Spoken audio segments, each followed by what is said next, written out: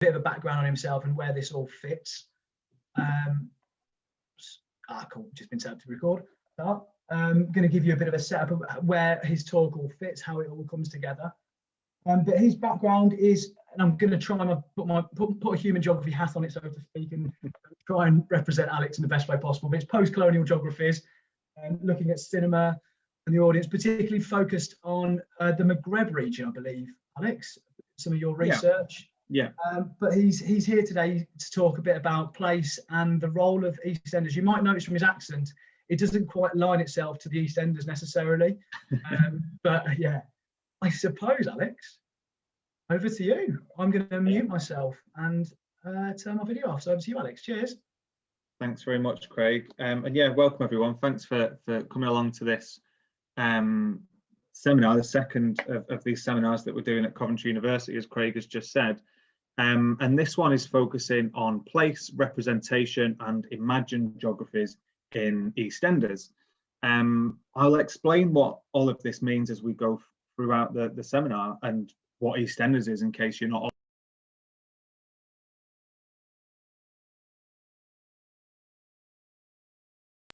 I was just muted then for a second. I don't know what happened. So I'll explain what these things mean and all about EastEnders and why it's relevant to human geography, why it's relevant to cultural geography specifically, and how, as a long-running soap, it might tell us something about these concepts of place, which I hope you're kind of familiar with a little bit as A-level geography students, about representation and imagined geographies. So as Craig said as well, if you do want to get in touch with me about this, teachers or students, my email and Twitter handle are on the slide.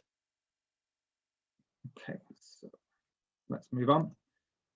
So we're going to do a Q&A at the end. We're going to have 10-15 minutes or so at the end. And the way we're going to do that is through Slido. You can ask questions on there. So if questions kind of come up as I'm talking, please just put them in there. I think there's a link in the description. I think Craig said that. And the join code is there, or you can use the QR code there. Hopefully that works okay.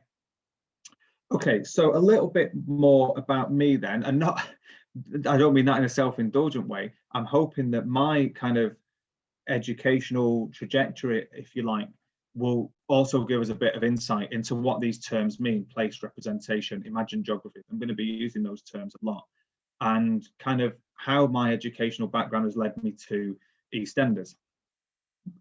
Colleagues always raise an eyebrow at this as well, by the way. You watch EastEnders? As if it's not of academic worth. It certainly is. So I studied human geography with politics. I did a dual honours degree at Keele University, which is just outside of Stoke. I always have to say it when I say Keele. And my dissertation, whilst I was at Keele, focused on the Manchester music scene. Apologies if my face is obscuring Sean Ryder's face there. His is much more beautiful than mine. This is the Happy Mondays. Anyone who doesn't know anything about the Manchester music scene, I could do a module on it and hopefully will one day. But I was really interested in the music scene in the 80s and 90s in Manchester, and how this shaped our understanding of Manchester as a place, beyond the concrete and steel city that it is, and as a location. I was really interested in how people imagined it. And that was locals, how people identified as Mancunians, for example, through the music, as Craig alluded to. I'm not from the East End, I am from Manchester. And so that was hugely important for me. But I was also interested in how that shaped how outsiders looked at Manchester. What was the role of the Manchester music scene in creating this imagined cultural space called the City of Manchester? So I was really interested in that. So that kind of deals with some aspects of what we're dealing with today, place, that music plays a role in how we see cities, for example. I then came back to Manchester, did my MA in development studies, and what I was really interested in here, and this might seem really quite different to what I was doing in my undergrad dissertation, was thinking about the history of images of development. So if we think of the kind of controversies around you know, children in need and comic relief, you know, where Stacey Dooley and Ed Sheeran kind of posing with kids in sub-Saharan Africa. The whole controversy around that was a bit after my time, but I'm really interested in the kind of history of those images in development studies, in colonial, in kind of images of colonialism, and this image from the Empire Marketing Board, which was designed to sell goods from the empire, things like coffee, sugar, chocolate. So I was interested in the kind of the history of those images and how they shaped our perception of another kind of place, okay, of the so-called developing world or colonized world. Okay, so again, representations, imagery playing a huge role, not just in how we see these places, but perhaps how we interact with them and behave in them as well. I then went and did my PhD in geography in Sheffield, just over the Pennines. And there I really turned to film, something that was I was interested in all of the time. Lots of examples that I'd used in other studies that I'd done had been from film. And I looked at some films made by French directors of North African or specifically Algerian origin. And again, just to come back to these terms, I was interested in how film could shed some light onto new light, perhaps, onto countries like France and its relationship with colonies like Algeria. A relationship that I didn't really know that much about, and perhaps you don't. And if that's the case, you don't know too much about the topic, what influence can film, for example, have on you? Okay, it might start to shape those first impressions of a place like Algeria, or shed new light onto a country like France. So I'm putting this putting these things in fairly simplistic terms. There's lots of nuance here, and I've kind of skipped over a lot of detail in relation to all those subjects. But what's really at the center of my interests as a cultural geographer is place, representation, and imagined geographies. Okay, and the role of culture in all of these things, and how we see and interact with and produce the kind of spaces around us. So just to say as well, if you do want to know a little bit more about any of those things, do feel free to get in touch with me. So again, if you're not all EastEnders super fans, I've been watching it for about 10 years, and it was a friend at university who I lived with got me into it. They were watching it every night, and I have not missed an episode since, which is weird. So it's been going since 1985, when it was created for the BBC by Julia Smith and Tony Holland, really as a rival to Coronation Street, which had been going on ITV for about 20 years or so by this point, very well established, representing working class life in Northern England, terraced houses, all revolving around the Rovers' return and the pub and stuff like that. And what EastEnders did was kind of transport that imagery of working class life and situate it in the East End of London. I mean, I would love to explore this a little bit more, and maybe you can think a little bit about this if you watch these soaps. Being a Mancunian doesn't seem that important to Coronation Street, yet being a Cockney, kind of being in London and the East End of London specifically, is central to EastEnders. EastEnders doesn't work without that, whereas there's something quite abstract and general about northernness in Coronation Street. So I'm digressing a little bit. I'll do that. So I'll try and rein myself in. EastEnders is really rooted by family values, and it's a bit of a running joke about EastEnders that family, it kind of gets uttered in every episode almost. And the show is really anchored by these dynasties, these family dynasties, the Beales, the Fowlers, and the Mitchells being some examples of them. They're all white, something which we will come back to because it's absolutely relevant to the version of East End that the show is presenting. And they're all still there in the show after 35 years. What else anchors the show is themes of gangland London. Okay, gangs and gangsters have always been in EastEnders since its inception. in 1985. Okay, we'll perhaps come on to that a little bit later as well as everyday working class spaces like the pub, the laundrette, the marketplace, the cafe, amongst others. And again, that hasn't really changed on Albert Square. Okay, so that's something we will perhaps come back to as well. Now, what got me thinking about this and gave me the idea to think, well, EastEnders is a really good way in for people, for geographers to think about place, was when Dame Barbara Windsor sadly died recently. And I was watching a tribute to her, and it was showing all her kind of her best stuff from EastEnders. And there's this scene where she's taking on Larry Land's character, Archie Mitchell, from, I don't know, about 2008-9, something like that. And her soon-to-be dead ex-husband. Spoilers, sorry, if you're going to go back and watch classic EastEnders, he does that. And she turns to him and says, I'm not going to do an impression, I'm just going to read it out. She says, "You don't know who you're dealing with here. I'm not some cuddly little old lady." He says, "I'm old East End, real East End, proper. You don't mess with me." And it just got me thinking about old East End, real East End, proper, authenticity. What does an authentic East Ender look like? Did Peggy Mitchell and does Peggy Mitchell epitomise that? And if that's the case, where does that leave everyone else? Particularly people who don't look or sound like Peggy Mitchell, or some of the other characters, the Beals, the Fowlers, the Mitchells.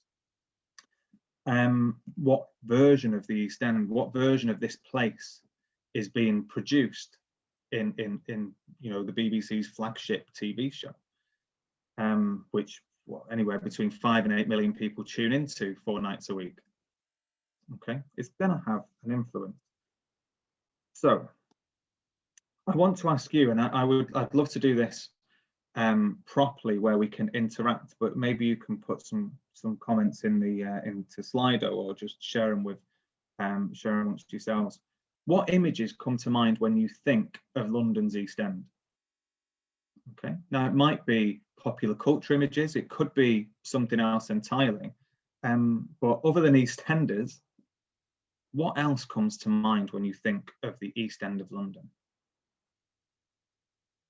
It might only be EastEnders. That might be the only cultural contact you've had with the East End. I'm just going to give you a couple of seconds just to think about that.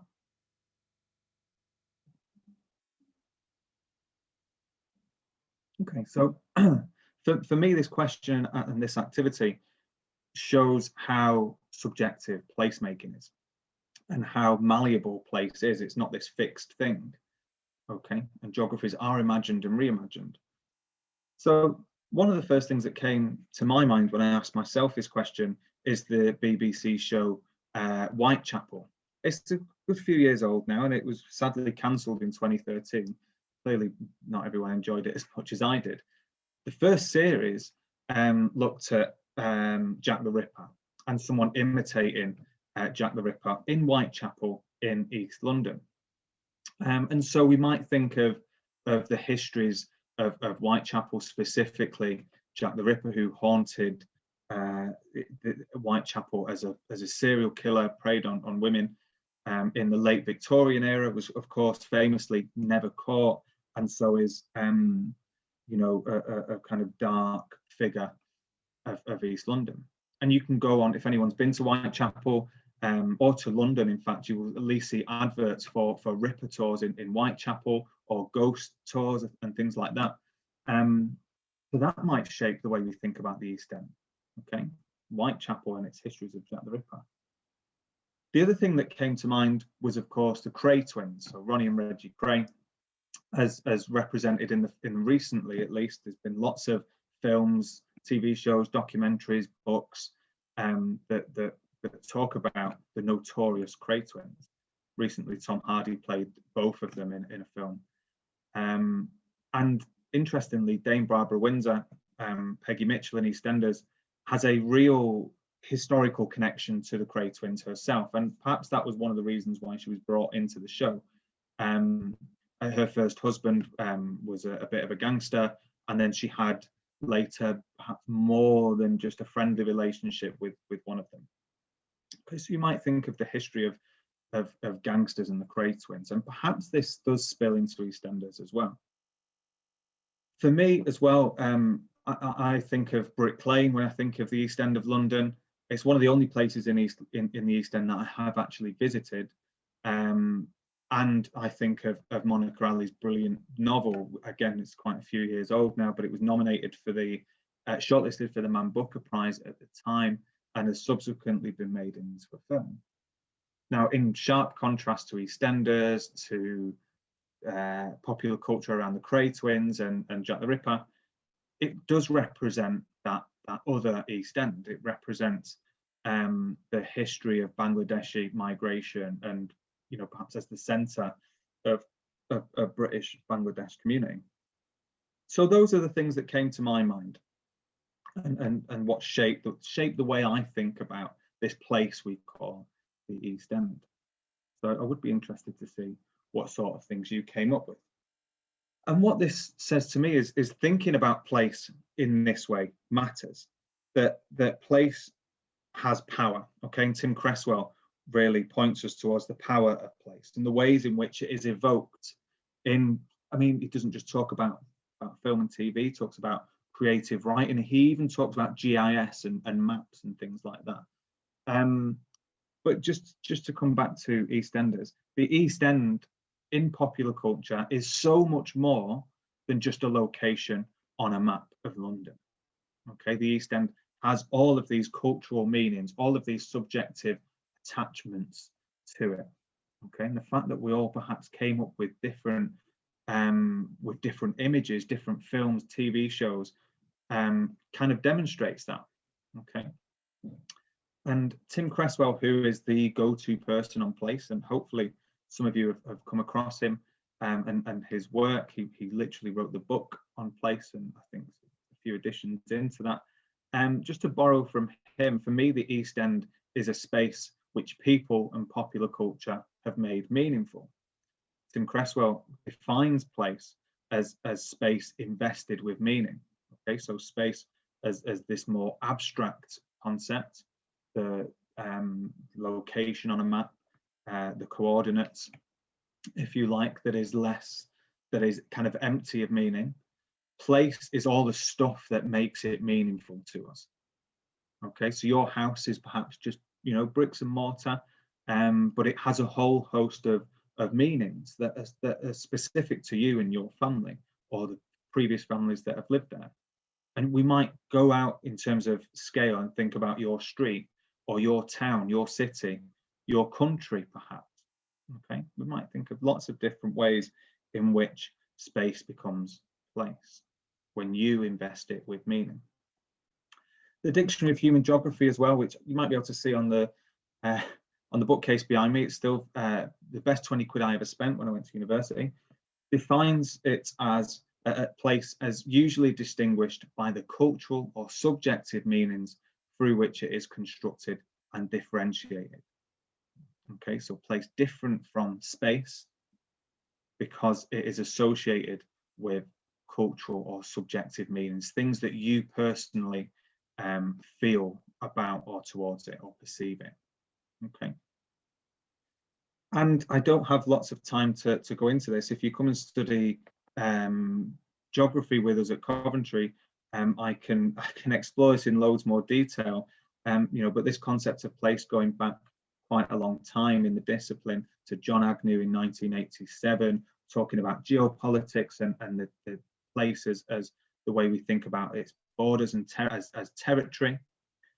The Doreen Massey coming along and saying, no, we need to think beyond borders and territories, that place is influenced from outside, that there's relations with other places. And she talks about this global sense of place. So let's just think about this term a little bit then, a sense of place, and perhaps it is something that you've come across studying geography so far. Place is often a term that we use in everyday, as an everyday sort of word that might we might refer to my place. You might be talking about your house and you say, well, come back to my place. Well, what does it mean in that sense? Or being put in your place. I'm sure some of your teachers have put you in your place, or maybe the other way around. I'm not too sure. So it's the everyday sense of the term. But what we're talking about here is a subjective attachment to or feelings towards place. That's what we mean by a sense of place. Okay. You might think of the terms in place or out of place. Are there any spaces where you feel out of place? Okay. Probably think of a lot of examples. A Manchester City fan at Old Trafford, for example, might feel a little bit out of place, or for Craig and perhaps many of you, a Villa fan at St Andrews, you might feel a bit out of place in that situation.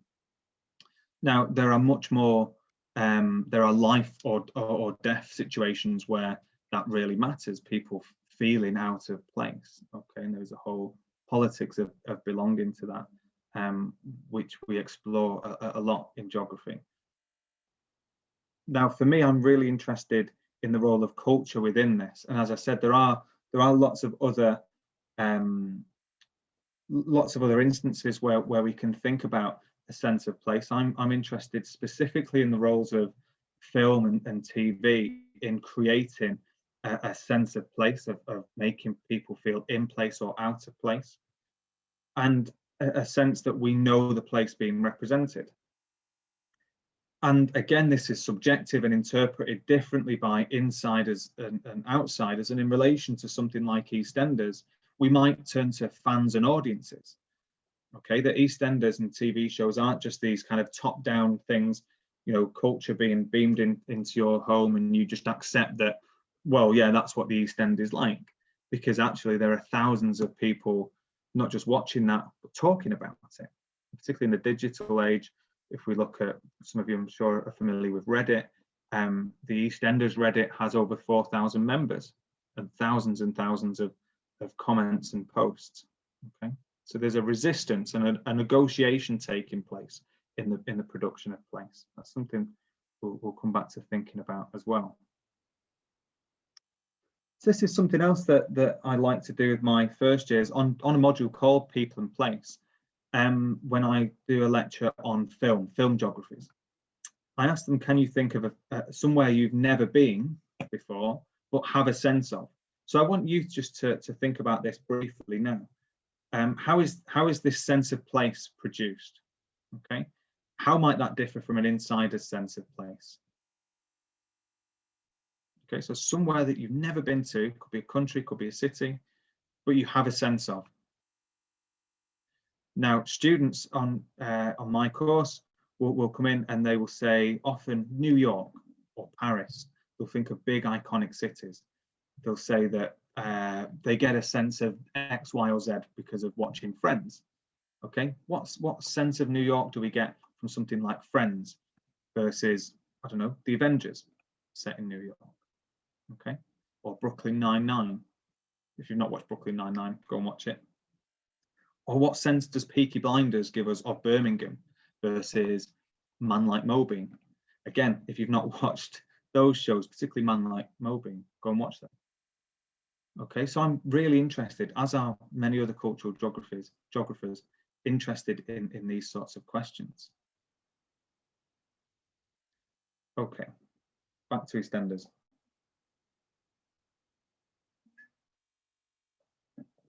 So if we think about place in EastEnders, it always fascinates me that EastEnders hasn't attracted more interest from geographers, because it's got a map. EastEnders starts with this fantastic map of not just the East End of London, there's some central London in there as well, and it kind of swirls out and we get this gorgeous bird's eye view of London. But geographers have kind of neglected it completely. I think Tim Edensaw, who's based in Manchester, did some work on it a while ago, but I don't think anybody else has. And it just astounds me because we get this changing map of the East End. And from here in 1985, moved to, I think this one is from about 2010, I think it's the most up-to-date one. We have things like the Olympic Park being built on it. We have what was the Millennium Dome, now the O2 Arena. We have regeneration in London Docklands, okay, and other projects where you can see urbanisation sprawling out as London grows. We get a sense of that as EastEnders starts every 4 nights a week, at Wednesdays. Not on tonight. I've got that to look forward to. Okay.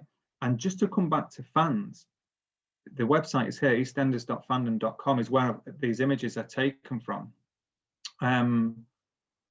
Fans produce this as well. And if you were to go to this wiki page, it's made up by the fans.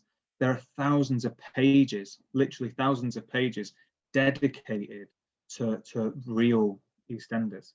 Okay, lots of location images and maps. I'm going to just share a few more of these with you. Things like the fact that it's got its own London borough. Okay, yeah, it's invented, but it's situated in London, and this imagery is peppered throughout EastEnders. It has obviously Walford East Tube Station. Now, the relevance of that, hopefully you can see most of this image here, kind of becomes clear. And I want to play devil's advocate a little bit here in terms of something we're going to talk about in a second, representation and what that means. Because this image, for all intents and purposes, could be a real TfL timetable, right? When you go into a tube station. And it's not, it's for a fictional station, Walford East Station, but it's situated on the District Line and on the Hammersmith and City Line. And it's situated, this is a map I just put Bromley by Bow Station, because it's situated in place of a real tube station, Bromley by Bow, in between Bow Road and West Ham tube station. Okay. So if we look at this map now compared to the ones here, we can situate perhaps fictional Walford, fictional Albert Square in real London.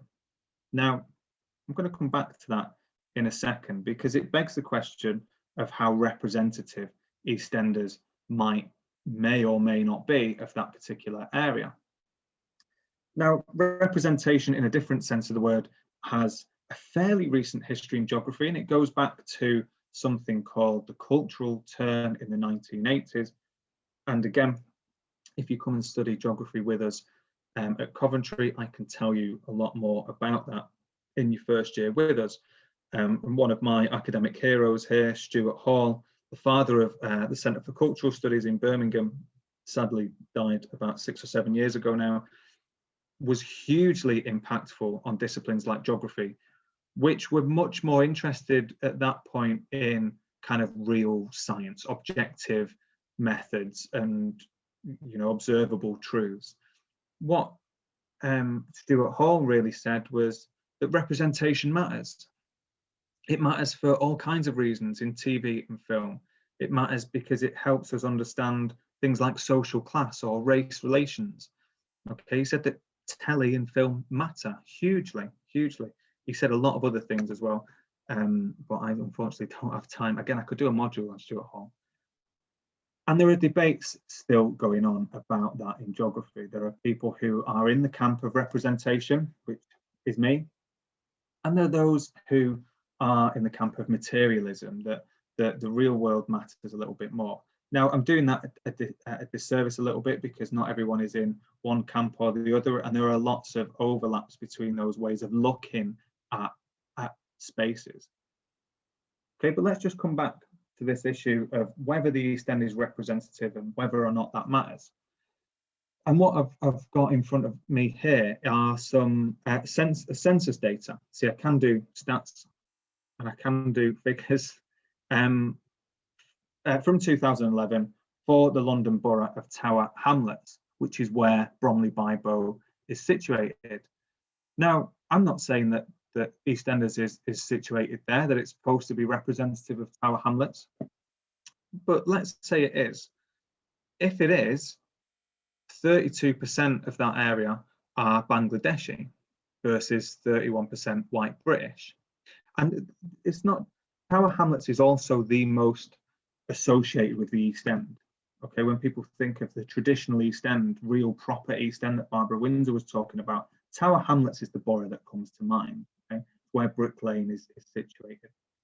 And so the Beals, Fowlers, the Mitchells, the Carters, none of them are Bangladeshi, right? Never have been, never will be. EastEnders is rooted by old, white, working class families. And again, does that matter? Stuart Hall says representation matters, and it does in more ways than one. EastEnders has always seemed to have a one Asian family, one South Asian family. And the Minute family is the Panasar family, Sikh family that are currently in the perhaps a little bit more nuanced, a bit more complex than other families have been. But EastEnders has a race problem. There's absolutely no doubt about that. It represents a very particular version of the East End. Now, this brings me to the term imagined geography, one of those three terms that I said at the start. And the term imagined geographies has a very particular connection to post-colonialism, to colonialism. And it is rooted in the words of this man here, Edward Said, who again sadly passed away a number of years ago. And he says that the struggle over geography is not only about soldiers and cannons, but it's also about ideas, about forms, images, and imaginations.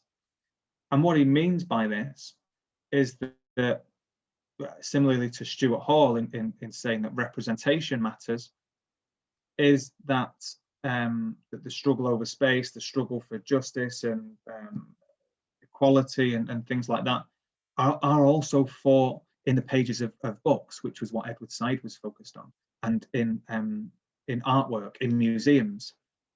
Okay, who is it that gets to say what spaces can speak for themselves, what cultures can be represented? This is what Edward Said is really interested in. And his influence on the discipline of geography is enormous. He wasn't a geographer, but he did speak about geography. And Felix Driver, who's a geographer who's written about these sorts of things, he's written about film, says that human geographers are concerned with the realms of the imagination. This goes back to that importance of representation versus materialism that I was speaking about a minute ago. Felix Driver says that we're interested in imagination not as a contrast to or an escape from the real world out there, but because they help to make sense of and shape that world. Okay. Now, what he really means by this is that there isn't that necessary separation between the real world and the imagined one. That the imagined world of EastEnders might have an impact on how viewers respond to and react to and behave in the real East End. Okay, that people listening to Manchester music might think that all Mancunians look and dress and sound and swear like Liam Gallagher. I promise you that is a stereotype. Okay, so this is really important in terms of how we actually behave in real space. And a paper that I came across recently, again, it's not by geographers, and that is the important thing to stress here as well, that geography reaches beyond its own disciplinary boundaries to keep growing and learning. Thomas Fletcher and Spencer Swain, writing in the Journal for Cultural Research, wrote this paper, and they argue that Yorkshire, in this case, is this imagined cultural space. And in this case, they're talking about cricket in West Yorkshire, I think it is, in Leeds and Bradford, and its relationship with its very well-established South Asian community. That the imagined cultural space of Yorkshire is very white, rooted in certain ideas about God's own country. Now, we can apply that to so many different cases, and you can probably think of your own as well. And I think EastEnders bears a similar resemblance, that the immediate things that come to mind when we think of the East End are quite fixed and quite exclusive, and play into what they go on to call a racialized politics of belonging. Okay, that if we imagine a space as X, then perhaps that's how people behave on the ground, in in that real world out there that Felix Driver talks about. Okay, so again, as Edward Said says, it's not just about the physical world, the soldiers and the cannons, but about the way we imagine the world around us as well. Okay, so it comes back to these three things: place, representation, imagined geographies.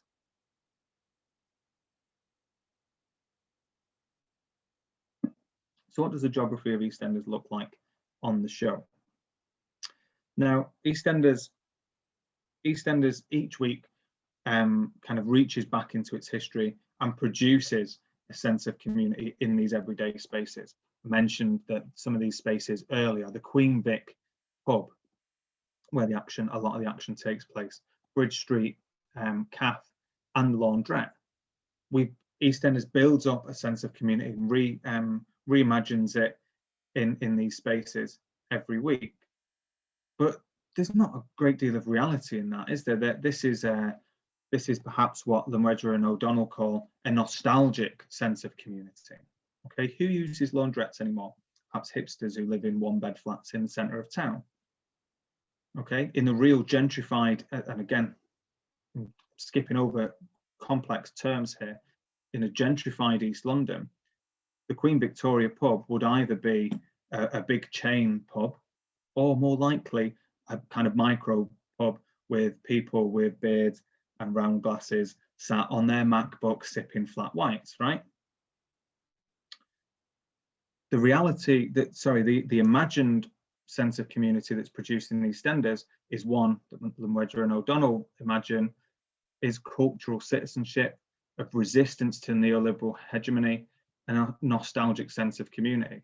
That is to say that the geography of EastEnders is imagined, but in resistance to individualization, to the real gentrification of places like Newham and Stratford, something which you probably learnt about studying geography at A level. Despite that, it is perhaps pretty exclusive.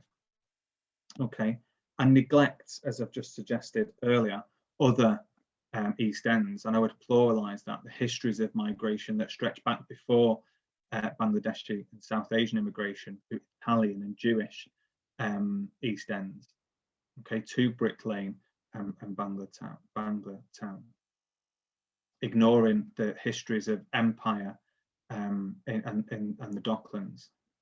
Okay, there's a very fixed sense of the East End, but fans and audiences also play a role in that, okay, as they interpret it to mean something else in their own lives. Okay, EastEnders deals with a lot of contentious issues, as soap does.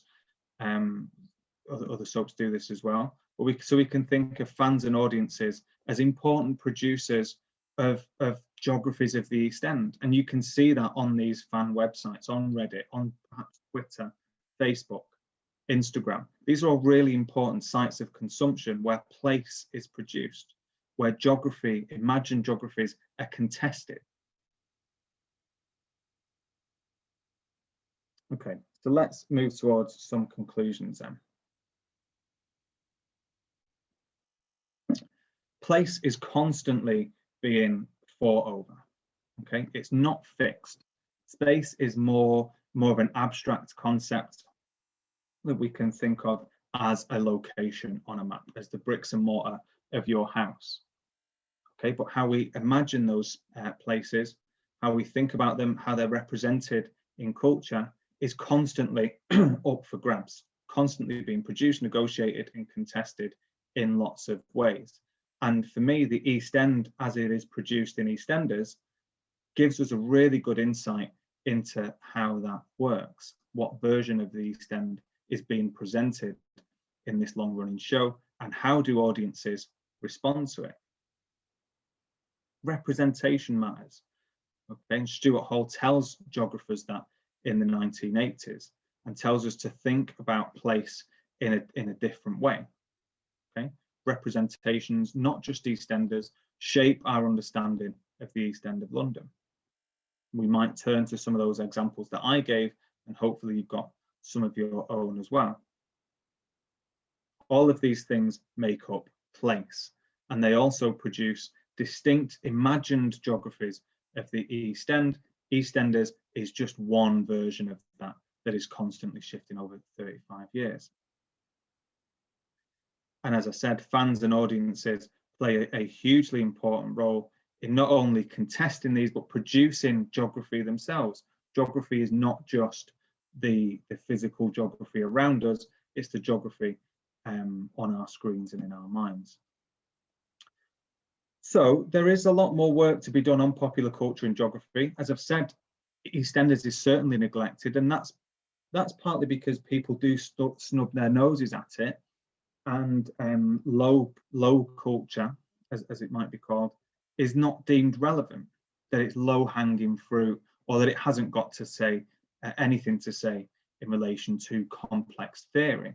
I disagree, and I'm actually putting together a special issue for a geography journal at the moment, arguing for, amongst lots of other geographers, a more sustained interest in popular culture. So if you have ideas about this as well, and I've given you some other examples of where we might explore these things, and I'm sure a lot of you are based in the Midlands, around Coventry and Birmingham, things like Peaky Blinders. We had a dissertation on this last year, and that explored the role of the Peaky Blinders effect on tourism and things like that.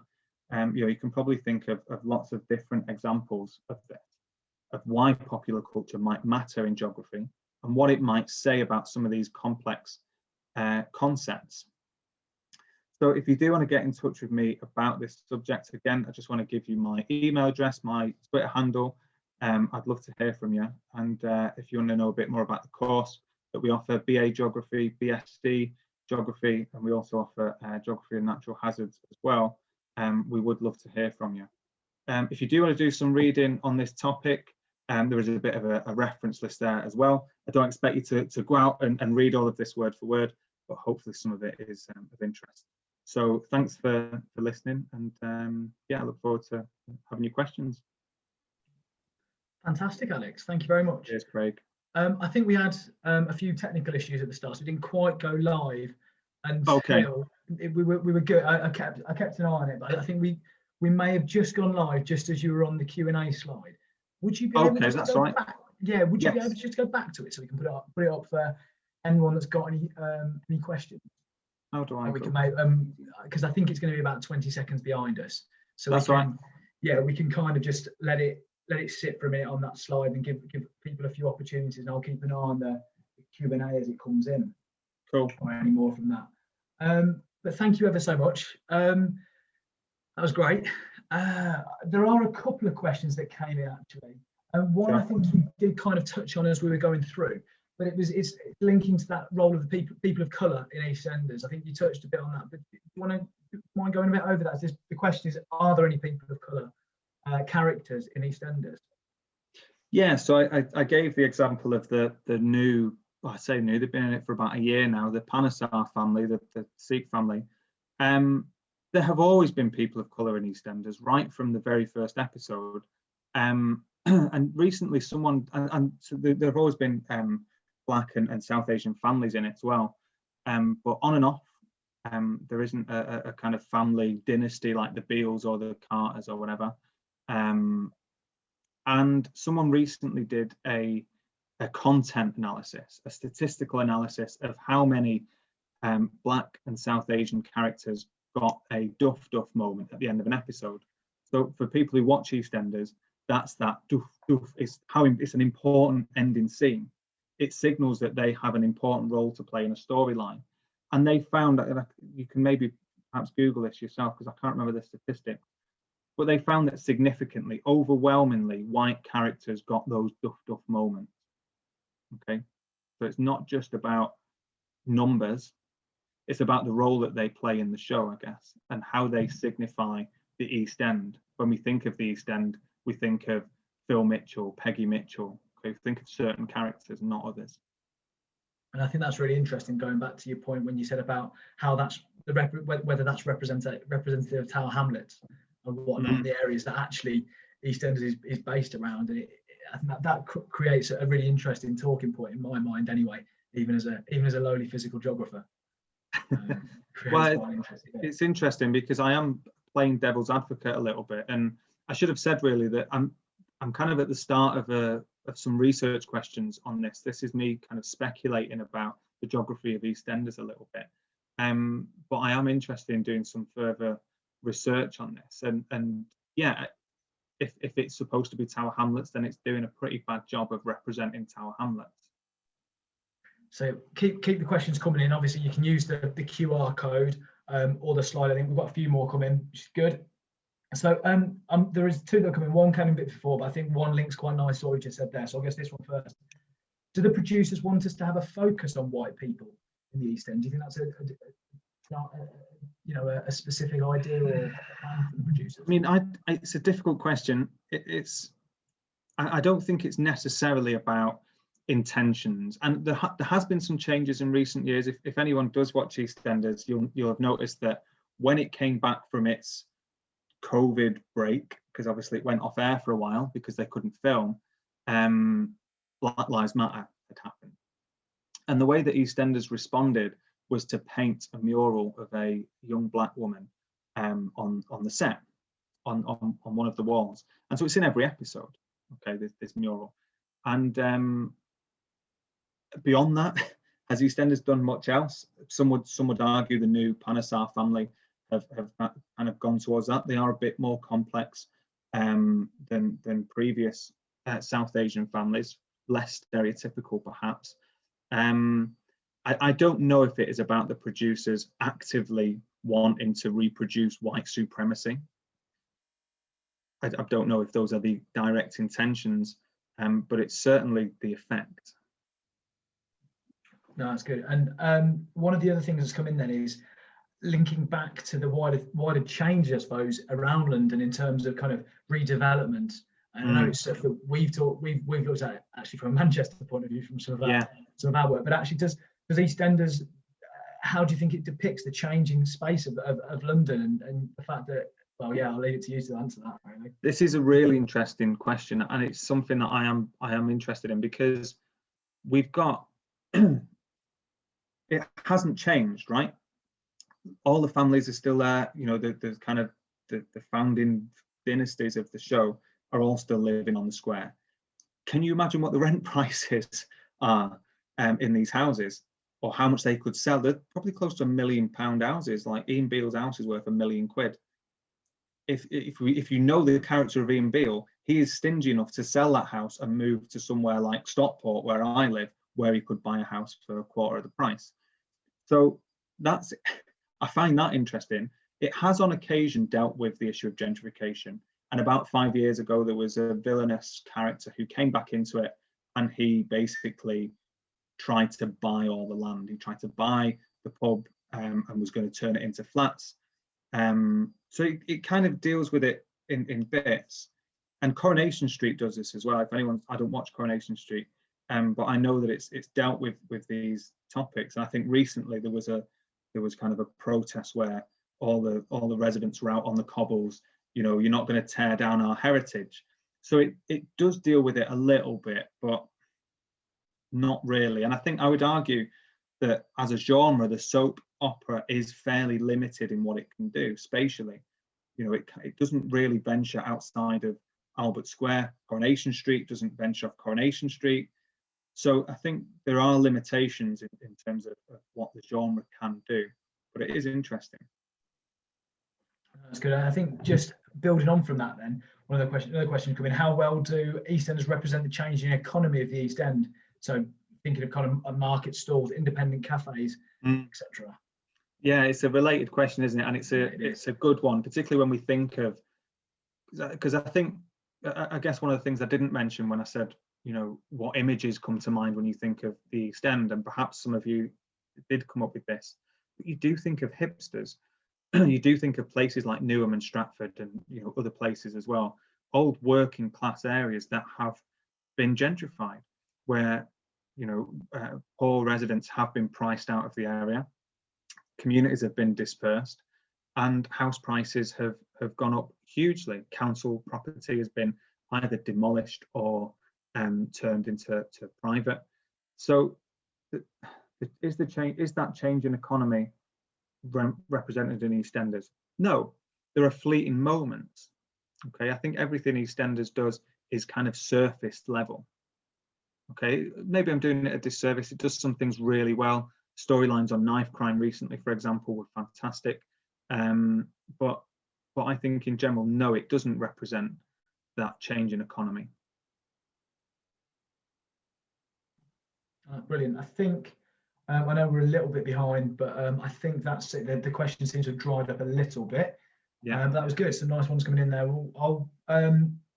I'm just I'll yabber on a little bit just in case anyone's got anything else to come in while it catches up on the slight delay that there is. But thank you ever so much for that, Alex. That was fantastic. Some really interesting things. I do find it brilliantly ironic, you being from Stockport, having no and not really watching Corrie, yet choosing to watch EastEnders. I find that, and we've discussed this before, I just find that amusing. Yeah, everyone does. Yeah. So because we missed the first minute or so, which was really just me jabbering on about the plans going forward, actually. I think we possibly have got the end of the question. So just going back to kind of what I said at the start, really, which was missed out on the YouTube live stream. We're going to be doing this now every week from Coventry University. So we're trying to alternate between human and physical geography presentations. So the first week, last week, was Dr. Matt Blackett's. We didn't do it actually via YouTube. We did it just as a Zoom link. So I've got the recording of that, and this has been recorded as well. So if anyone wants a copy of the recording, please get in touch with us. The link won't remain on YouTube, so you'll have to get in touch with either myself, ab0874@coventry.ac.uk, or the more useful craig.lashford@coventry.ac.uk. Or Alex had his email address up as well. Yeah. Yeah, it's at the bottom. So feel free to just ping us an email. It'll come back to myself and my colleague, Dr. Matt Blackett, who did the talk last week as well. You'll see a few things from the RGS, kind of tweeting about this. So keep an eye out on there. The future sessions will be at 3:30 every Wednesday. So I'm actually running the next one. I'm looking at slowing the water and slowing the flow. So looking a bit about the hydrological cycle and how we can alter the hydrological cycle to provide some kind of flood management. But keep an eye out on that. Other little bits, I think, and just to have a look at the RGS. The RGS have some fantastic resources, both for A-level stuff, but also upcoming talks as well. So it's not just Coventry University, there are other talks as well out there. Keep an eye on the RGS's website, they've got some fantastic stuff coming up. So just a bit of a plug, and thanks to them as well for sharing this more widely. That looks like, while I've been carrying on, nothing seems to have come in. So I think that should be us done. So I think we're done. So thank you all very much for joining us. Thank you very much for your time, Alex, for the last hour. It's fantastic, really interesting, and hopefully a good help for the students that were listening today. I will see everyone next week. Cheers, everyone. Thank you. Thanks a lot, everyone. Cheers, Craig.